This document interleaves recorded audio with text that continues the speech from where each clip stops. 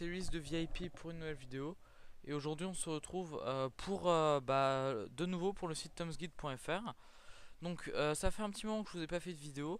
Alors rassurez-vous, en fait c'est que déjà, enfin bon, j'avais pas beaucoup de temps, mais rassurez-vous, donc vous savez, je vous avais dit que je commencerai une nouvelle série, c'est-à-dire l'app de la semaine, donc une application disponible pour Android et iPhone chaque semaine. Donc en fait ce que j'ai fait, c'est que j'ai enregistré plein d'épisodes. Et enfin, j'ai enregistré au total, je crois, 4 épisodes ou 5, je sais plus. Et oui, dans 5. Et je les ai mis en ligne en privé sur TomsGuide. Donc au moins, ce qui est bien, c'est que maintenant vous êtes sûr que vous aurez l'épisode. Vous êtes sûr d'avoir tous les. Je vais mettre tous les dimanches. Ouais, ou tous les lundis, hein, je sais pas encore. Tous les épisodes en ligne. Donc ça, c'est plutôt une bonne nouvelle, je pense, pour vous. Et voilà quoi, je pense que ça va vous... au moins comme ça, je pense que si vous savez que vous avez un épisode tous les mercredis, vous serez plus présent au rendez-vous. Donc aujourd'hui je voulais présenter l'application, donc une application très pratique qui s'appelle DuckDuckGo. Donc je vais vous montrer un peu comment elle marche et voilà quoi, je verrai le principe. Donc DuckDuckGo, c'est un navigateur internet qui est très pratique. Moi en fait je vais vous expliquer pourquoi j'aime bien DuckDuckGo. C'est parce que c'est un navigateur qui ne sauvegarde pas vos données. C'est-à-dire que c'est un projet open source, vous voyez, qui vit des mécénats. Et du coup, en fait, ce qui est mal, c'est que en fait, les résultats sont déjà très pertinents, enfin, sont plutôt pertinents. C'est-à-dire que jusqu'à un certain, jusqu'à un certain point, enfin, il y avait une certaine époque où c'était vraiment pas hyper pertinent, mais maintenant, les résultats sont vraiment bien. Et ça collecte pas vos données, donc vous voyez, votre vie privée est complètement sauvegardée. Et vous vous retrouvez pas dans une bulle de filtre, enfin une bulle de verre. C'est-à-dire que ça, c'est un phénomène qui a été montré par un mec qui s'appelle Eli Pariser.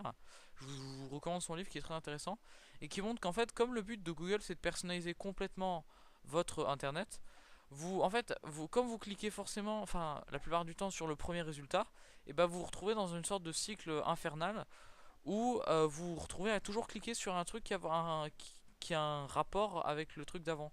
Donc du coup, par exemple, si vous êtes à droite, vous aurez de moins en moins de résultats de trucs à gauche. Du coup, vous n'avez pas des points de vue opposés. Du coup, ça incite pas au débat et à la réflexion, quoi. C'est vraiment, c'est un peu complètement idiot. Donc, je vais vous montrer un peu le fonctionnement. Donc, vous voyez, il suffit de cliquer sur cette maison pour les trucs. Ah oui, alors il y a un système. Oui, donc ça, je voulais montrer. Je sais plus. Voilà. Donc, vous voyez, attendez, tac, voilà.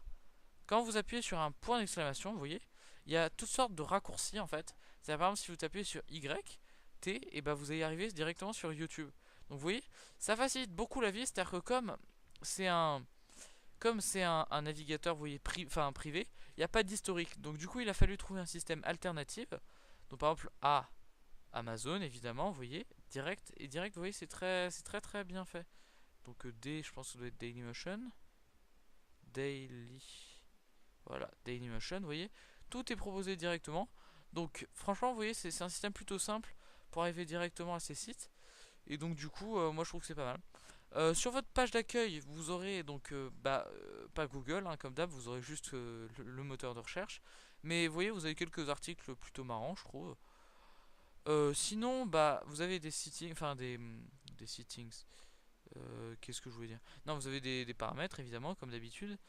Et vous avez surtout oui saved. Ça c'est que vous pouvez sauvegarder vos résultats. C'est-à-dire que comme ça collecte pas vos données, et vous sauvegardez vos résultats manuellement.